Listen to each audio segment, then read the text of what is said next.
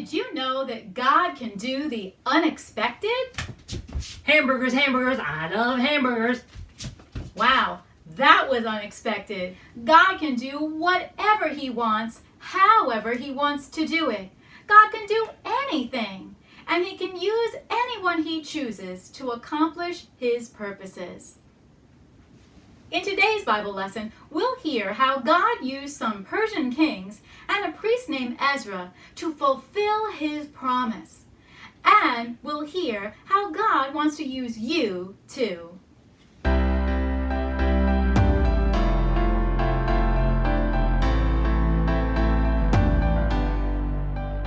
Today's Bible lesson comes from the book of Ezra, found in the Old Testament. Previously, God's people, the Israelites, had been sinning a lot.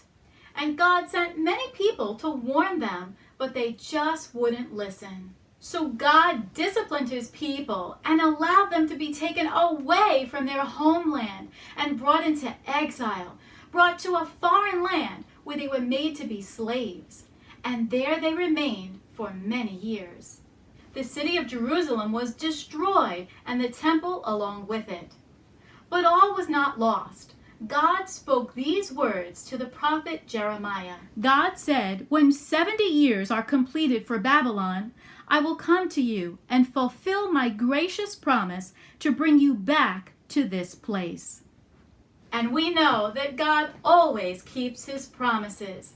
He has good plans for His people. So how exactly was God going to do this? How was He going to bring His people back after all of this time? And wasn't the city destroyed? And the temple too? Where would the people live? Well, remember, God can do whatever He wants to, however He wants to. And He can use anyone, even someone you wouldn't expect. About 70 years later, the Persians, led by King Cyrus, defeated the Babylonians and began their rule. 2 years after the Persians took over, God moved in the heart of King Cyrus to make a proclamation in writing. Cyrus proclaimed that the captive Israelites can go back home and rebuild the temple. He also said that their neighbors should give them silver, gold, goods, livestock, and with a free will offering for the rebuilding of the temple. In addition, the king gave back all of the articles that had been taken from the temple when the Babylonians destroyed it. God was using this mighty ruler, King Cyrus, to fulfill his promise and bring his people out of exile. So the first group of Israelites returned to Jerusalem, led by godly men named Zerubbabel and Joshua. When they arrived, their first priority was to rebuild the altar of God. This was the center of worship and the place where sacrifices were made to God to atone for sin.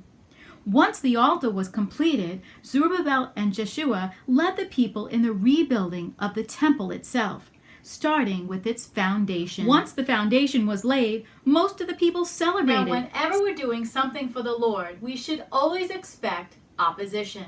And that's exactly what happened next. When the enemies of the Israelites heard they were rebuilding the temple, they tried to stop them in various ways and frustrate their plans to rebuild.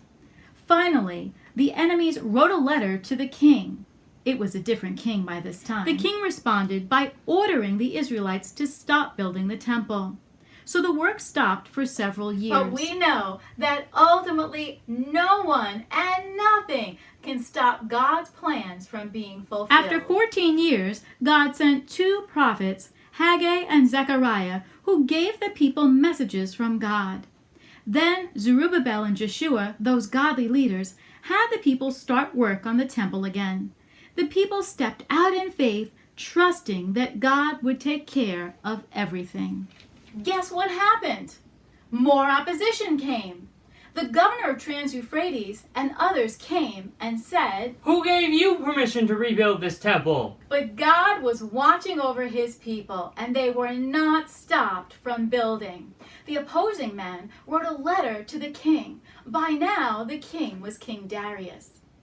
In the letter, they reported that the Israelites were rebuilding.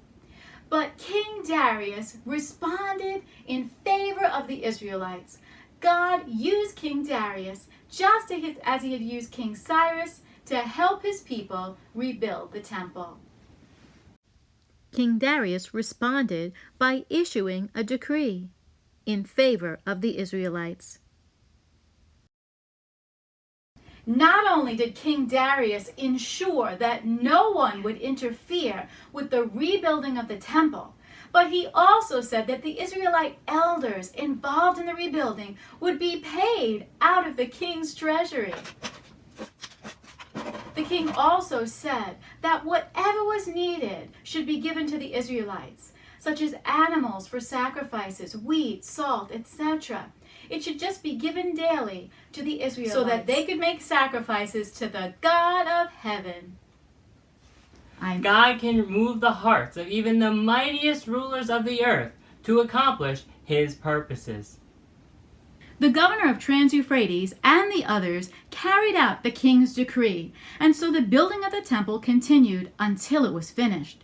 Then the people of Israel celebrated the dedication of the house of God with joy. That's amazing! God brought his people back to Jerusalem just as he promised, and he used the Persian kings to make a way for them to rebuild the temple. But didn't you mention a guy named Ezra? Yes, in chapter 7 of the book of Ezra, we see another group of Israelites being led back to Jerusalem, and they're led by a man named Ezra. He was a priest and a scribe. He was a godly man, a good leader who loved God and taught the word of God and lived according to it. Come back next week and find out how God uses Ezra. But for now, let's recap what we've learned. God disciplined his people, the Israelites, because they wouldn't stop sinning. They were taken to Babylon and had to be slaves. Their city and temple were destroyed. God promised to bring them back after 70 years.